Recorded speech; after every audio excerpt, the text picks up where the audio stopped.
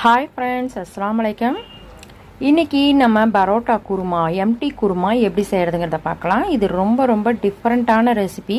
இந்த எம்டி குருமா வந்து பரோட்டாவுக்கு, தோசைக்கு, இட்லிக்கு ரொம்ப ரொம்ப சூப்பரான காம்பினேஷன். வீட்டில் இருக்கிற பொருளை கொண்டு ஈஸியாக செஞ்சிடலாம். வாங்க ஃப்ரெண்ட்ஸ், எப்படி செய்கிறதுங்கிறத பார்க்கலாம். நான் ஃபஸ்ட்டு பெரிய வெங்காயம் வந்து ஒரு 2 பெரிய வெங்காயம் 4-5 கட் பண்ணி ஃபஸ்ட்டு நல்லா லைட்டாக ஆயில் ஊற்றி வதக்கிக்கலாம். வெங்காயமும் தக்காளியும் வதக்கி அதில் வந்து சில மசாலா பொருட்கள்லாம் சேர்த்து நம்ம அரைக்க போகிறோம். அதனால தான் நான் ஃபஸ்ட்டு வந்து தனியாக வந்து வதக்கிக்கிட்டேன்.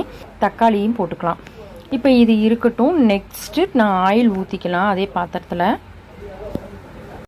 ஆயில் ஊற்றினதும் ஆல் ஸ்பைசஸ் எல்லாத்தையுமே நம்ம போட்டுக்கலாம். பட்டை, ஏலக்காய், பிரிஞ்சி இலை, கிராம்பு, இது எல்லாத்தையுமே நம்ம போட்டுக்கலாம்.